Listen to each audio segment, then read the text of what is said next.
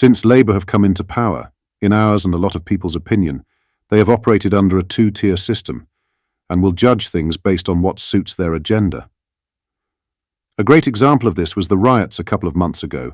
Labour would vilify certain people, but would turn their eye on others. In today's video, we have a clip from Parliament of the Home Secretary being called out for this bias and being blasted in front of thousands, which is great to see.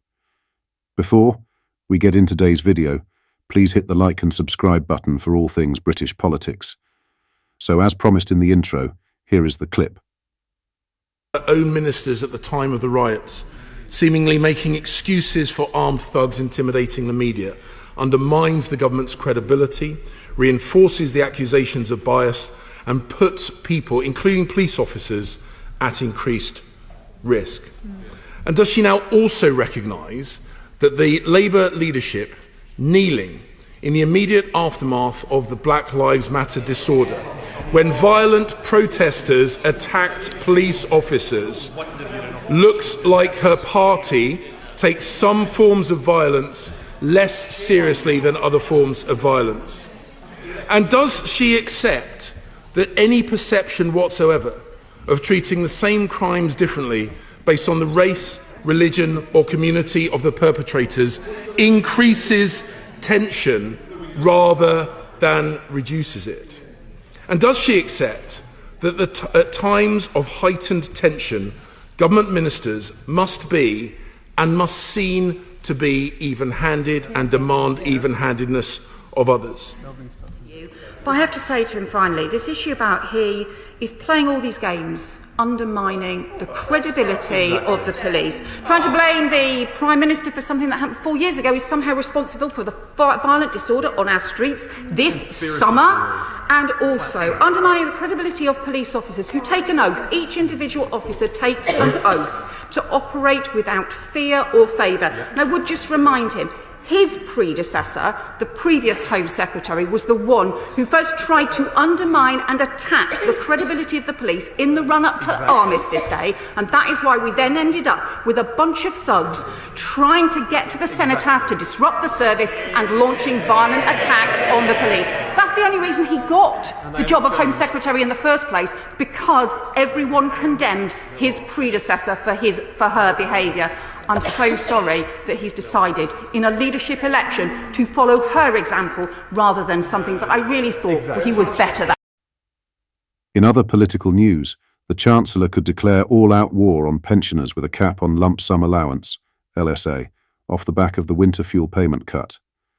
Under the current LSA, Britons can withdraw lump sums of up to 25% tax-free, and to the same amount of £268,275. However, Rachel Reeves could curb the tax-free sum at a lower amount or slash the proportion pensioners can take.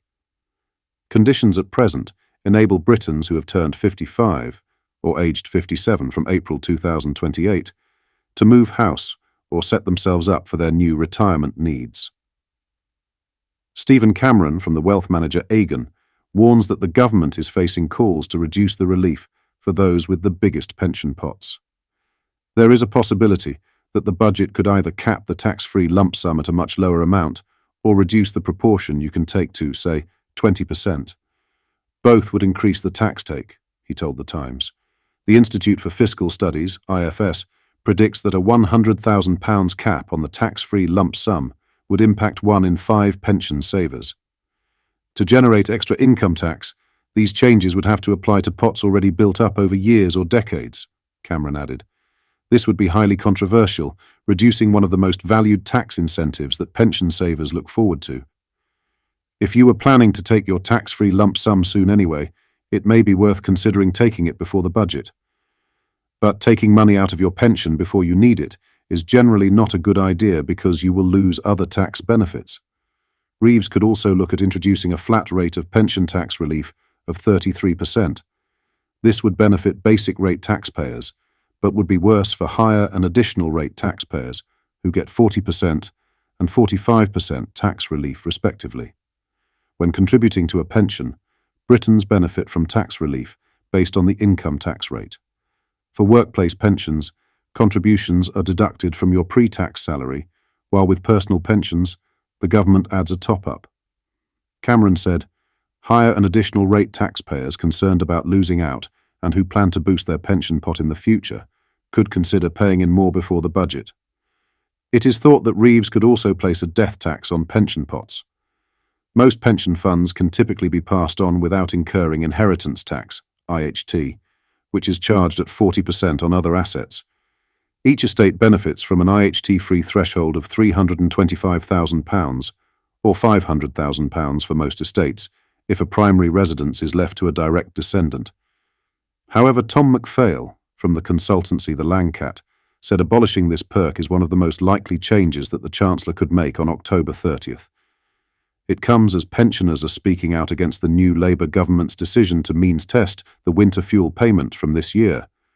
Older households will now need to claim pension credit from the Department for Work and Pensions, DWP, to access up to £300 in energy bill support, in a move that is predicted to impact 10 million elderly Britons. Arnold told Age UK, as a senior couple, it will be very hard to make ends meet. As ever, week daily living get harder and harder. Food, gas, actually electric is getting dearer all the time. An HM Treasury spokesperson said, we do not comment on speculation around tax changes outside of fiscal events. In other news, John Major has now joined the queue of people rubbishing the Rwanda scheme, which he has condemned as un-British. I continue to cleave to my view that future historians will judge his premiership very differently from current commentators, and that he has been badly underestimated as a Prime Minister. I also like the guy, but just as he is hopelessly wrong about Brexit, he is wrong too about Rwanda. I always had severe doubts if it would get off the ground, and only a fool would fail to foresee the havoc caused by left-leaning lawyers and too great a willingness to bow down to the ECHR. Of course, we should leave the latter and shake the dust off our feet as we do so, but even as members we can always say that we treat the view of the court as advisory, not binding, which is what plenty of other countries do, and what Sunak should have done from the outset. However, that would still have left the problem of our own courts, which is why I consistently claimed the plan was going nowhere.